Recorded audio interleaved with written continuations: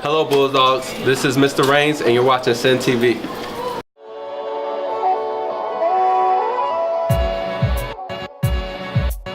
Welcome to Senn TV, Season 3, Episode 20. On today's episode, Culture and Controversy at International Fest. Seniors celebrate Decision Day. Kanye West creates a Tweetstorm. How to make delicious Salsa Verde.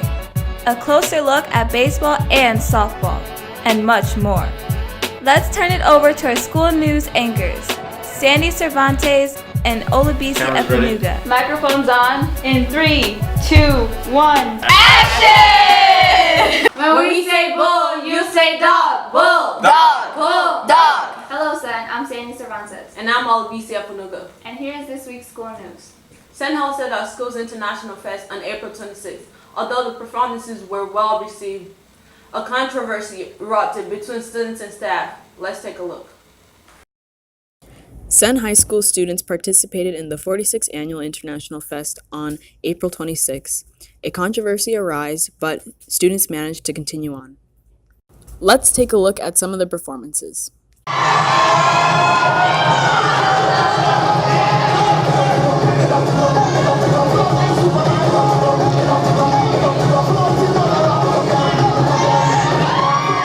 So how do you guys think you did in the performance? I think we did okay, but I'm honestly not sure. Because, I haven't seen us perform, you feel me? But I think we did fine. Yeah, same.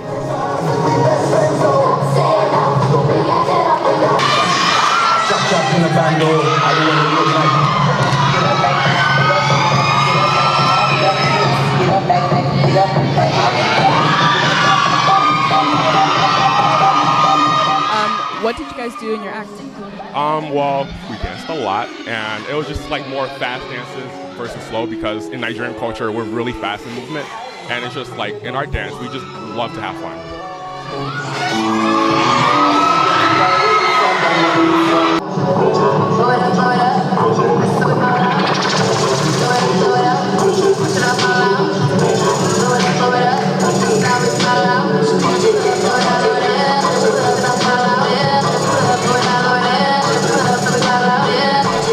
So you guys perform right now, right? So how do you guys feel? Very overwhelmed. I could feel adrenaline, but overall tired. Very tired, but we got a better feel for the crowd and stuff, so we can do better at the end. Keep it up.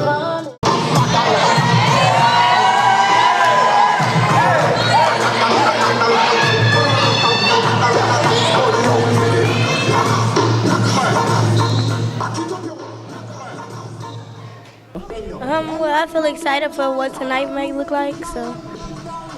Yeah, definitely excited for tonight's show. I'm sure there'll be a bigger crowd and we'll get the audience going.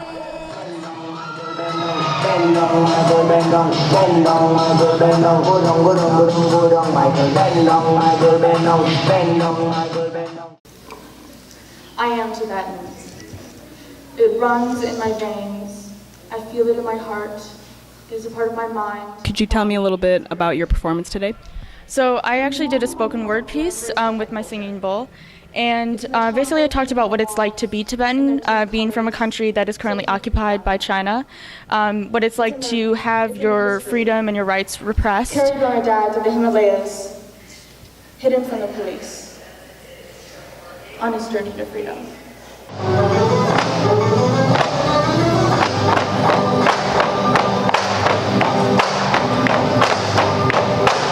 How do you guys think it went? Pretty good, yeah. We're confident, I think. Yeah. We could work on some parts, but overall it went much better than we wanted to.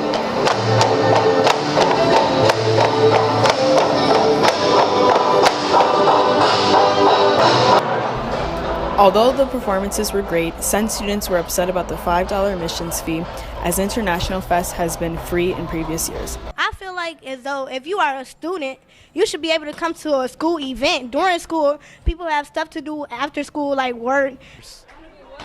honestly don't like that because, as you can see, we had like a small crowd. But I think they should have at least made it for free, where everybody come and watch and the crowd would be like hype. We should not pay to see different cultures at a school. We shouldn't pay to see all the millions of like representations of where we are, and I just hope it's just more open and accessible to students. Kendall Jackson Jr. spoke to Principal Mary Beck. So one of the things that we wanted to do was make sure that we minimized the loss of class time. So to have the only way we could fit everybody into the auditorium would be to have 2 performances, which meant that those students, many of whom are taking IB tests this week and last week, would then be pulled out of class for multiple events. And so that was one of the reasons why we only had 1 show during the day. The reason we charged was because we had advertised to students that if they had 95% attendance or above, they'd be eligible to go. And because we had so many kids who have awesome attendance, it still was too many kids. So it was almost 1,200 students. We can only fit about 950 in the auditorium. So that was where we said, okay, well, at least if we charge, then we know students will actually want to go. And then ultimately, there's a free performance at 6 p.m. Oscar Marquez sat down with organizer Ellen Dominic to discuss. The whole school should be able to attend. I think it's ideal because it's a celebration of who we are as a community and a school, and our wonderful diversity, which is always evolving, and it's a real celebration. Also, I wanted to say one of the most exciting things I've noticed over the years that I've been involved in International Fest is our students love performing in with cultures in dances that aren't necessarily their own. And that's so great. So like in the lunchroom or in the cafeteria when they're practicing, sometimes I'll have 4 or 5 groups, and they'll sometimes dance. They'll join each other's groups, and they get to know, like there are kids who aren't Filipino who danced in the Filipino group, and there's lots of cross joining of groups. So that's a beautiful thing to me. For Senn TV and Rogers Edge reporter, this is Omonie Richardson And Oscar Marquez reporting. At Report Card Pickup, Senn's Design 2 program presented their virtual reality showcases, which were held thanks to a recent grant provided by the Verizon Corporation. Let's take a look. After being in the program for 2 years, design students have really progressed in their work. This is our Verizon Innovative Learning Showcase for students that are in the Design 2 program. So they've spent an entire month working with a local small business to develop an augmented reality or a virtual reality solution. This is LeBron, who's one of the sponsors for the program. I'm a more effective co-teacher.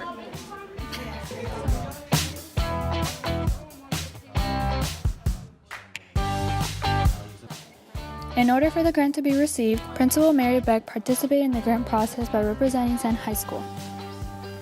We are in the 2017 Verizon Innovative Learning cohort.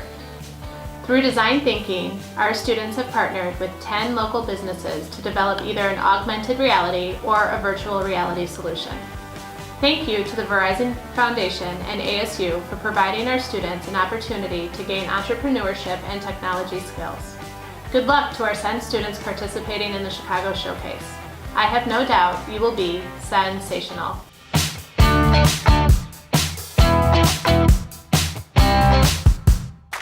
You might be wondering what all these certificates are for. Well, let me break it down for you. April 30th was decision day when our seniors made the decision on what colleges they'll be attending next fall. Burkett Jones in one class went to different launch periods to ask our seniors what school they'll be attending and what their majors are.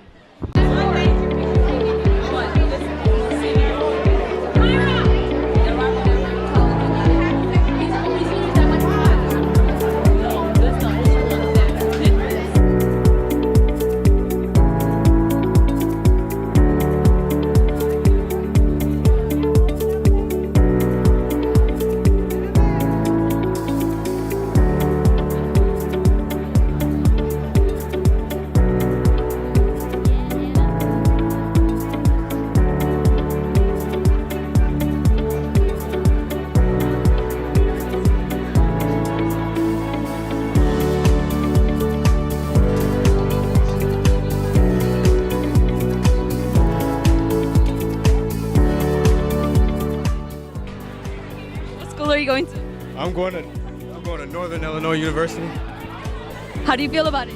Oh, I'm really happy. I mean, it's a great town. It's a great school. I gotta thank God for everything I'm doing. I'm so happy. I can't even express it. Yeah. I'm proud of you. Thank you. I'm proud of myself. You too? What school did you get accepted into? I got accepted to University of Illinois at Chicago. Okay, so do you know what you want to major in?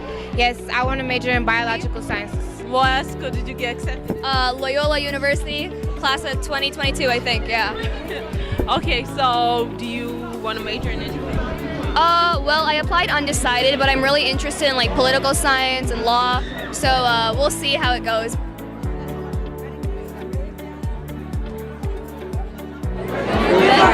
University of Tampa, class of 2022 for marine biology. Why did you decide to go all the way over there? For marine biology, and I had to pick like a coastal area to be by the ocean. Chicago don't really got none of that. The Midwest don't got none of that. The West Coast is expensive. The East Coast, And then I just like Tampa because I can go study abroad and, So how do you feel about this transition? I'm ready. Like, I've been in Chicago all my life. I'm just ready to see new things. I mean, I'm ready. I'm not really that nervous. Only kind of because I know them people are going to be snobbish because they got money, but, So what school did you get accepted into? I got accepted, the one that I'm going to? Yeah. Mississippi State University. Why Mississippi State? Oh, well, they have one of the top accounting programs in the country, and I thought it would benefit my needs. All right, let's turn over to our current event correspondents, Sher and Insha Yousuf. Ladies, what's going on in the world? Thank you. Let's start off today with a look at Kanye West's recent Tweetstorm. Kanye West must have some power because you probably saw I doubled my African American poll numbers. We went from 11 to 22 in 1 week. Thank you, Kanye. On April 25th, Kanye West tweeted several controversial items. The ones that got the most attention were expressions of support for President Trump, including a photo of an autograph "Make America Great Again." I found this interesting because many of his fans were angry and many unfollowed him, including singers and artists. Did Kanye West do something wrong? Doesn't everyone have a right to share their opinion on social media? We went around Senn to see what people thought about this. Let's take a look. I feel like, I know what people are gonna hate me before this, but I feel like Kanye West is true. Just because sometimes in our culture we just don't think outside the box enough, and I feel like once we start thinking outside the box, we start to understand where he's coming from. It really doesn't make me feel bad or any type of way. I understand he's doing it to just bring attention to himself and try to be relevant still. He's not relevant anymore, so he's still trying to be relevant, and he's not realistic about the views of the world and how the world treats minorities. So he's not realistic about that, and being a minority himself, he should really do a lot of soul searching and see what's real in the real world.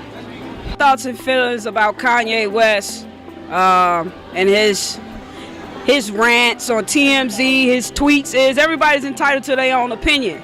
I think what's important is, I think it's important that we don't bash our brother Kanye West, but we listen to his perspective, and we recognize the fact that he is bringing people to the table to have a conversation about race and race relations, and that's important. So they may not agree 100% with his methods and why he's doing what he's doing, or even understand it, but we need to pay attention to the outcomes and the things that's happening and results to the conversations and the things that Kanye West is expressing. I think it's very important and it's vital that, both sides come together and begin to create a dialogue for change. Obama was in office for 8 years and nothing in Chicago changed.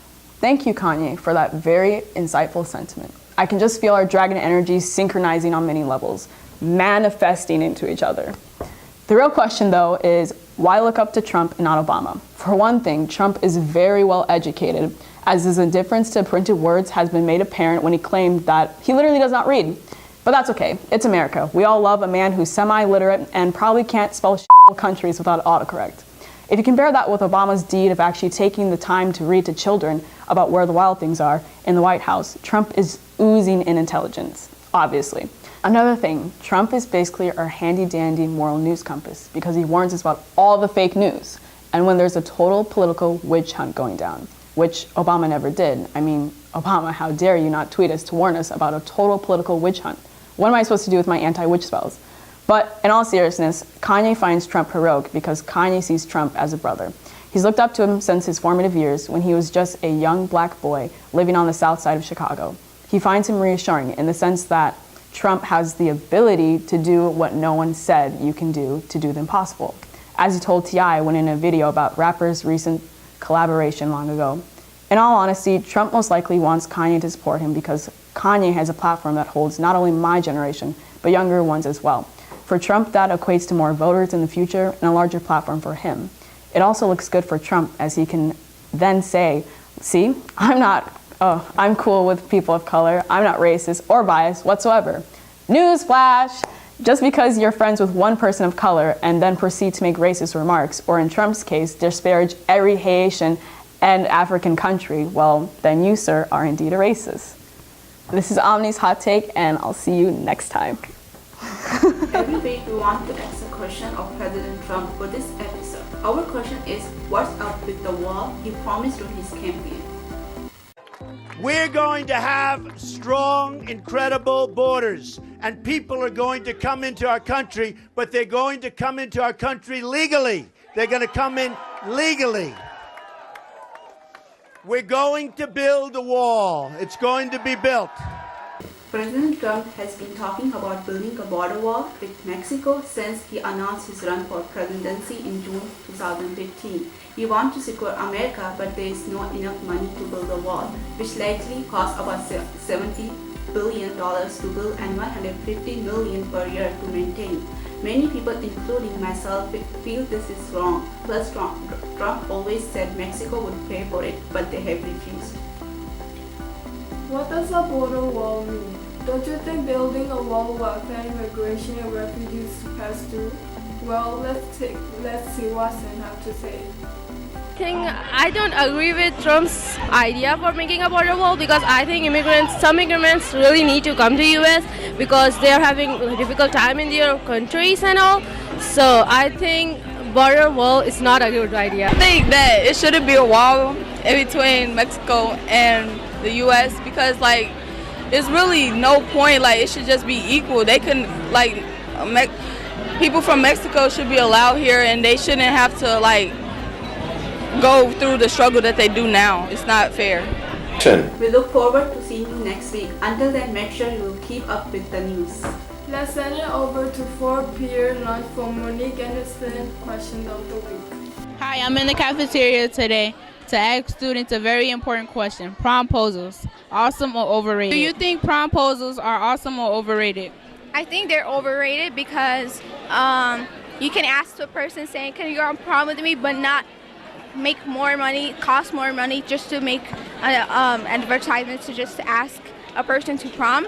So I think it's overrated. I think promposals can be overrated, but for the most part, they're a really great thing. The girls get really excited. Guys go out of their way to make it really big. Sometimes not to say that the guy-girl thing, they can really just be anyone asking their friends. They make it really fun, and I think that's the most part, that the kids are getting out there and making it about, enjoying the event and getting friends to go with them. I think it's pretty awesome. I think more people should take advantage of it. I like to see some creativity. I seen a few people on the Rickover side do some creative things. I want to see Senn get more involved in it and, ask some people out, girls asking guys out, guys asking girls out, kind of mixing it up. But I think it's a good thing, and I don't think it's overrated. What I think about promposals are that it's the thought that matters, and speaking from a dude's experience, I feel it touch a girl's heart, and I feel like it's a good thing to do. And plus, it's your senior year, it's mature, so I feel like it's not overrated. It's a good thing to do. Are you going on prom? Yes, I will be attending prom. Lonely by myself. I think they awesome. Why? Because I like the prom. I like everything to do with the prom. Awesome. It's awesome because you get time to think and try to strategize a plan to take a girl wrong. I feel like it's dope, and then it showed that you really care for the girl. Overrated. I think it's awesome. Why? Because it's cute. Wish we could have heard from all of you, but please let us know in our YouTube comment section what you think. Now back to our entertainment reporters, Amber Newsom, Kaya Sultana, and Aviance Winn.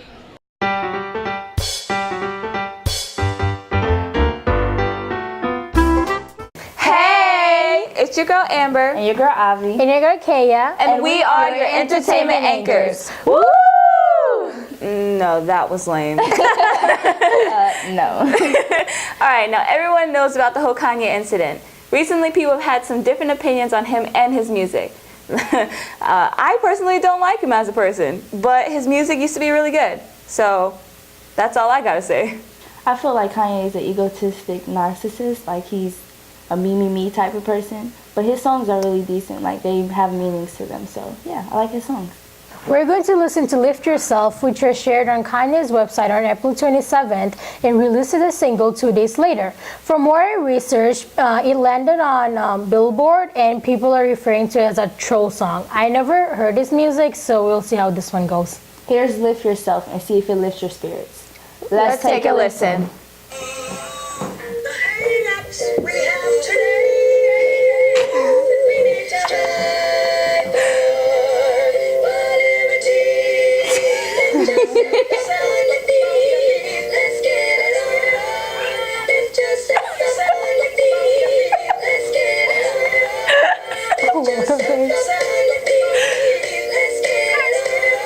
I like when the beat drops, like it's.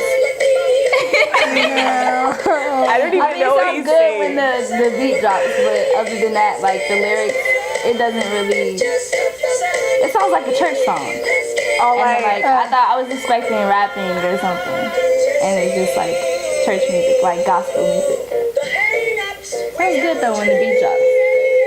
I don't know, it's weird because I've never really listened to music like this. It's too high pitched. Yeah. It's like, okay, it's hurting my ears. It's hurting my ears, so.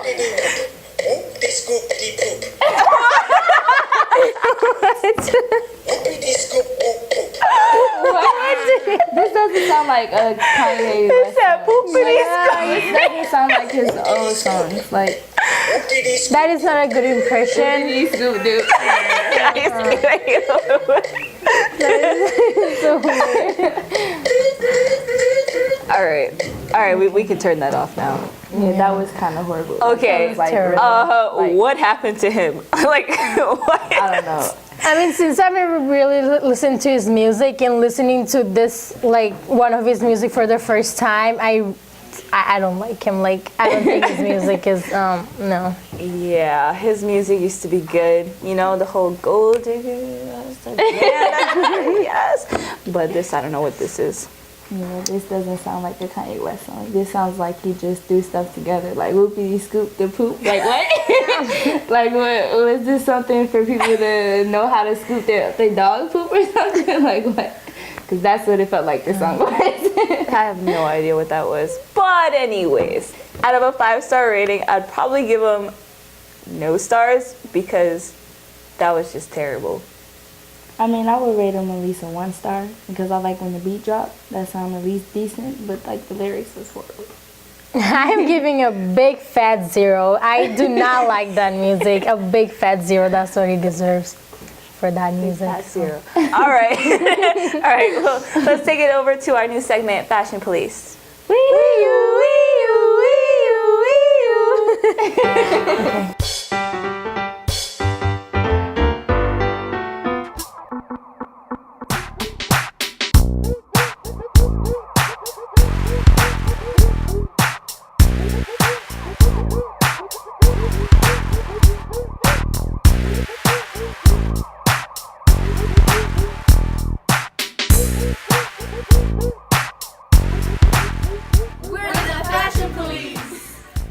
Hi, I'm Mayra Staven. I'm the hair police.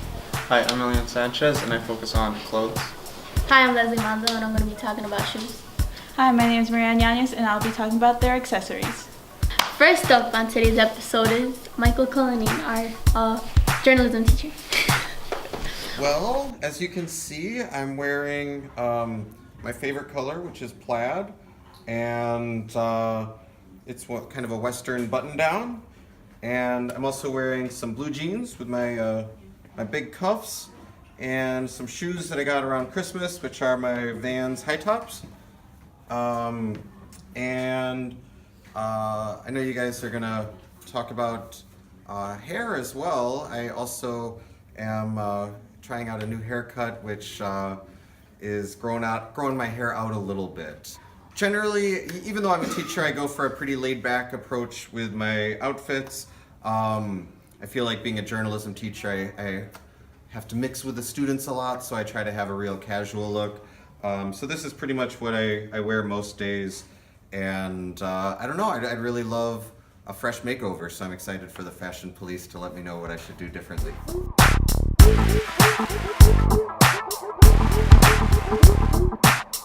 I personally think that when he says that he's trying out a new look, it's not going so well. I'm sorry. I think it's too messy. Lots of love, favorite teacher, but you need to do something with that. I think maybe if you're trying to do like a side, it's not growing there yet. So maybe do some put some gel on it and make it go that side. Throughout the day, it gets, it's still really cute though. I like it. That's nice. In the videos we have, it looks nice. It's just even in person, sometimes in class, it's all the way in your face. Just some little gel, put it up, perfect. Good to go for the day. I believe for the shirt, I think it's a bit too basic. It's just plaid, and it's an everyday thing. Even right now, you're wearing plaid. But I think a nice dress shirt would go well, and maybe different pants to go along with the dress shirt. And maybe if you tuck the dress shirt in, it would look better. And I think with a good haircut or hairdo, it'll look good. And I think about the cuffs too. Maybe if you want to do a little fold, if it's too big for you, I understand that. Just go in instead of going out. Because let's be honest, he kind of looks like a teen. Yeah, and he's a teacher. We have to respect him, okay? Not bashing, okay? And so we got the Vans going. I don't know how I feel about the coloring. Brown, really? Maybe if they were black, the basic black. Maybe, but then you go with everything, so that would be perfect. But then you got the plaid and the jeans, maybe some cowboy boots would go better with that. Make him look like the West. Cowboy, little belt and everything. Our second guest is a senior visual arts student, Crisada Anderson. Let's take a look. It all started with a breakdown right before SATs, and I shaved it all off. So now it's been growing back, and I like to put it in a little pigtail at the top because it keeps the hair out of my face.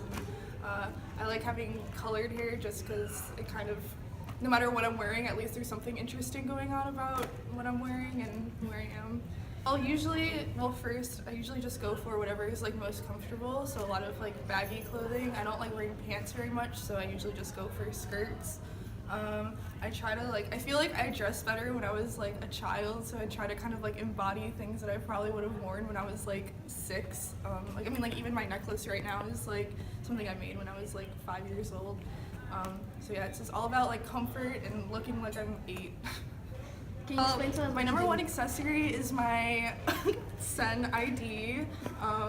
But I don't really wear too many accessories. I wear a lot of rings. I have some bracelets.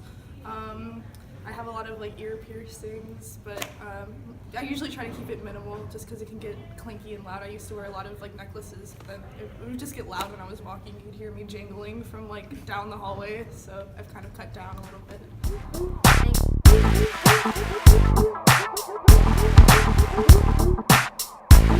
That she always puts. Pink is like one of the many colors she should always wear.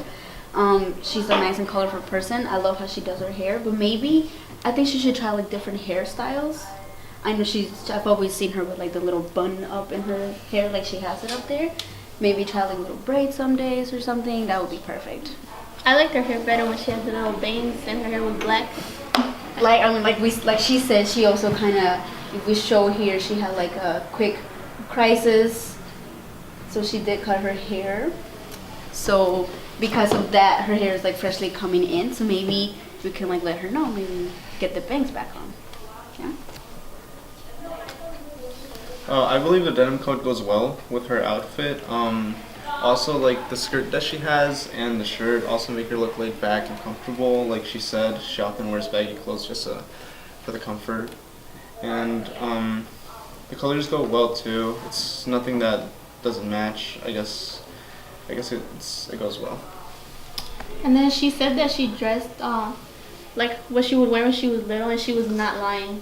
That's exactly what she dresses like right now. Then she had on some Skechers. I don't know how I feel about that. Maybe like some Air Max 95 or something. They're kind of like similar to what she had on, but I think they're better. What I like personally about her style is basically her jewelry. Some of her jewelry are old. Some of the ones that she's made before. She has like a necklace when she was 5. It's like it totally fits with her image, you know. She has like kid image, and she keeps it up with Also, everything she does and everything she wears. Also her piercings, like it's all over the place, which I love. It's like it's kind of like contrast to that childlike wonder, but like she still has that edge to herself. That's all for today. Please let us know if you would like to be on a future episode of Fashion Please. Now let's take away to Sandy Cervantes, who will be showing us how she makes her salsa verde. Back to you, Sandy.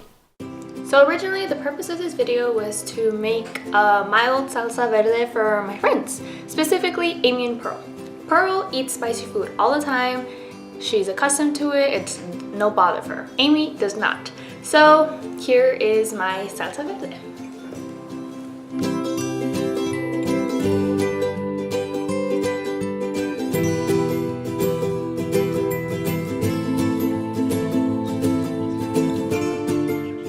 So as you can see, the tomatillos already come with this layer of skin. So first step is you peel it all off, and then you rinse really well with water, and make sure you get rid of all that sticky stuff. You don't want your tomatillos to be sticky, or else the salsa will not taste good. So make sure you rinse really well.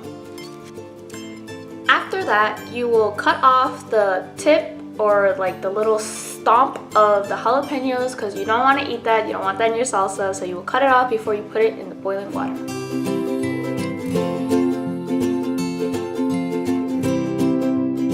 When your tomatillos and jalapenos look a lighter version of green, or about 10 minutes, you can take them out and put it in the blender.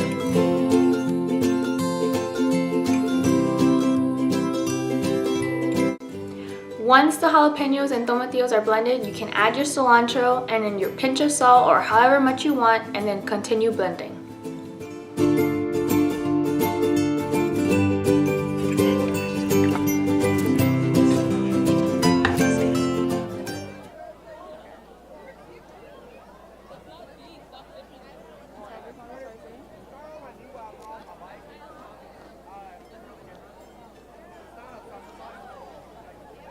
It's a little spicy.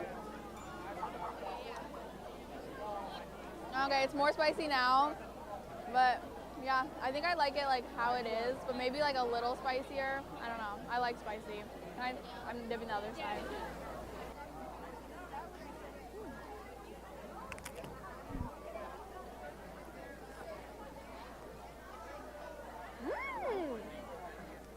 I'm getting some cucumber vibes. Okay. Ooh, it is spicy. It is spicy. I think it has a kick to it. It has a little. Oh, there it is. It's a little bit watery, but it's a good watery. That's why I said cucumber, because it's like a lot of water. Very refreshing. Can I have some more?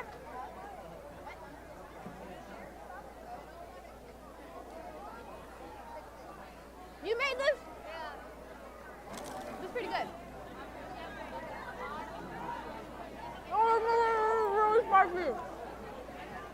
It's really spicy, Sandy. It's not spicy.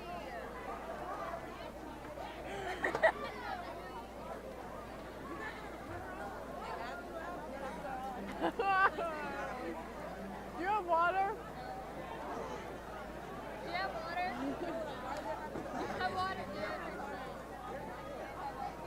Water!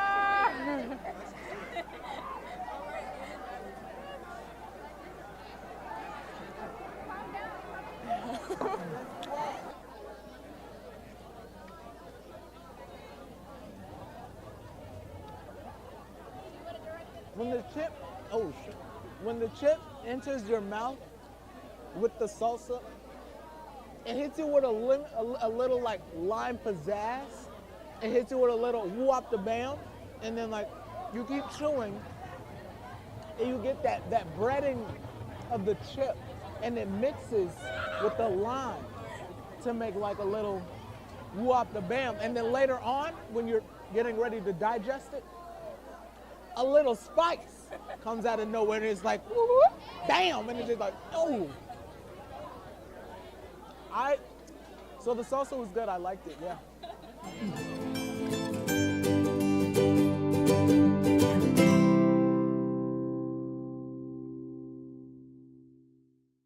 My name is Asim Ali, and this is Senn TV Sports. Today we are debating on the Chicago White Sox and the Chicago Cubs, and we'll be talking about the boys and girls Senn's baseball and softball team. Let's start off with our debate. Said Mohammad, my first question goes to you. Which Chicago baseball team has the best team overall? Well, I'll definitely go with the Cubs as of right now because their roster compared to the Sox, they have a lot more star power than the White Sox. The Sox only have Abreu on their roster that's an actual all-star. The Cubs have Bryant, Rizzo, and Darvish, and plenty of other guys. And also their record is a lot better than the Sox. The Sox are just rebuilding. There's no way they're going to make the playoffs or be anywhere near the level the Cubs are at right now. But I think they'll get there eventually. But like I said, I think the Cubs, they've been real solid this year, and their offense has been flawless. Patrick Williams, same question goes to you. Which Chicago baseball team do you think is the best overall? Chicago Cubs, they average around 10 runs a game when winning, average around 7 runs a game when losing, which is the best in the major leagues. Chicago Cubs obviously have Javier Baez, who leads the league with 32 RBIs and 10 home runs, which is the best in the major leagues right now. Jose Quintana, which is a bust from the White Sox, also is a win-win for the Cubs because he has the best record with the Chicago Cubs, 4-2 overall. Second question, this one goes to you, Said. Which Chicago baseball team has the best future? Definitely the White Sox. I think the White Sox farm system is stacked. Their outfield, it's amazing right now. I think Eloy Jimenez, Rutherford, and Robert, once they get called up to the majors, it's going to be a deadly offense, especially with Moncada playing right now. I think their future is in the hands right now of Chicago. I think they'll take over MLB once next year starts because those three, with Moncada, will be just dominating every pitching rotation around baseball. I think the Cubs, they're nowhere near their farm system right now. And Patrick, which baseball team do you think has the best future? Obviously the Chicago Cubs, all the young players that they have on their team. They have the best bullpen in major leagues. They have the best starting rotation in Major League Baseball. Young, average age on the Cubs roster right now is 20. Javier Baez, still best player, defensive player out there. He's played second base, so obviously Cubs, they are set to make 2 trade accusations. One, Bryce Harper for next year, Manny Machado, who will be a great acquiring for the Chicago Cubs. And my last question, Syed, who do you think is the key player for the boys baseball team at Senn? Nate Richardson, I'd go with him. He's a lot more all around than compared to the other guys on the roster. No offense to him. He just does everything for the Senn varsity baseball team. He's a solid pitcher, good bat. I think his power will get there. He's not much of a power hitter, but he's a great contact hitter. And he's a great patient hitter when he comes to the plate. I think he takes his time real well. And as a pitcher, he's got a lot of nasty pitches that can really kill other high school baseball teams. Patrick, who do you think is the key player for the Senn's baseball team? Right now, obviously Nate, because he's the heart and soul of the Senn's baseball team for varsity. So obviously him. He's a great two-way player, great hitting, great pitching. Obviously, what we saw, he was close to breaking, a record. I hate to break that one up, but he was close to breaking that 20 strikeout record in a baseball game, which is the best for a Chicago pitcher for high school. So obviously.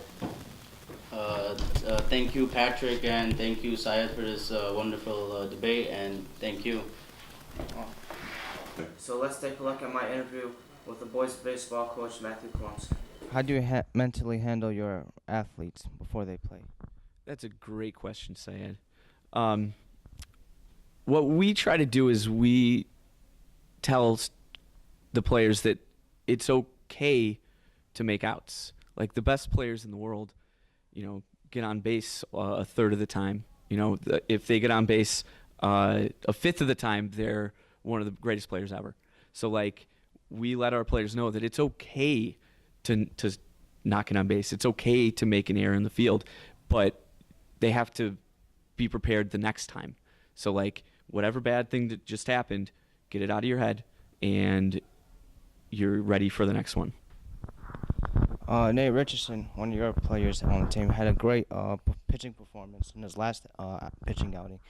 How would you feel about his stats overall as a pitcher and a batter for the team, and how does he contribute for you guys overall? Nate is a great player. He's a 4-year player on the team. He does it all. He's our ace pitcher.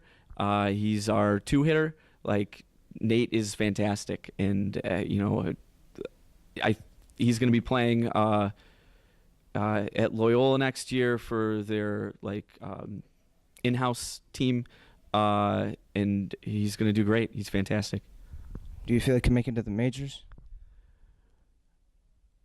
The major, I don't want to say never, but the majors is a very, very hard place to get to. So I don't want to say I don't think Nate will make the major leagues, but good luck, Nate, if that's your goals. Coach Lev and I this is our 7th year. We haven't gotten one yet. And what we want to do with junior varsity is prepare kids for varsity.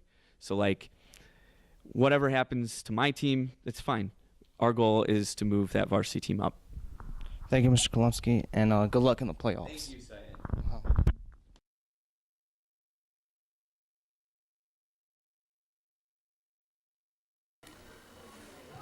Now let's take a look at the girls softball player, Cameron Fleenor. Hello, my name is Syed, and I'm here with one of the girls softball players, Cameron Fleenor, and I'll be here today to ask her a few questions about the softball season. Hello, Cameron. I'd like to thank you for your time to have this interview with me. First question is, overall, how do you feel about the softball season and how you and the girls performed?